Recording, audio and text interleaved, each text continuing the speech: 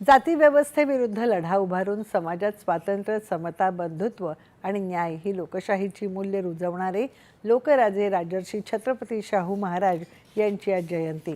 शोषित आणि पीडित समाजाला शिक्षणाची दारं खुली करून देऊन समतेचा वस्तुपाठ घालून देणाऱ्या शाहू महाराजांनी सामाजिक परिवर्तनाला गती देत समाज विकासात महत्त्वपूर्ण योगदान दिलं।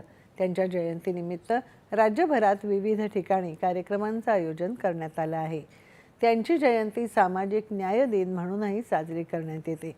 स्वधर्म आणि संस्कृतीसाठी आयुष्यभर समर्पित राहणाऱ्या छत्रपती शाहू महाराज यांनी दलित आणि मागासांसाठी आरक्षण सुरू करून सामाजिक न्यायाचा मजबूत पाया रचला, अशा शब्दात केंद्रीय गृहमंत्री अमित शहा यांनी शाहू महाराजांना आदरांजली वाहिली आहे। राजर्षी छत्रपती शाहू महाराज यांच्या जयंतीच्या निमित्त मुख्यमंत्री देवेंद्र फडणवीस यांनी अभिवादन केलं आहे।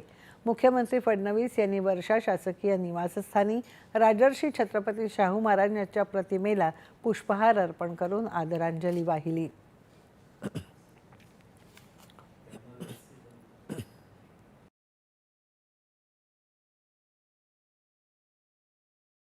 विधान भवनातही विधान परिषदेचे सभापती प्राध्यापक राम शिंदे आणि विधानसभेचे अध्यक्ष ॲडव्होकेट राहुल नार्वेकर, विधान परिषदेच्या उपसभापती डॉक्टर नीलम गोऱ्हे यांनी पुष्पहार अर्पण करत राजर्षी छत्रपती शाहू महाराज यांना अभिवादन केलं।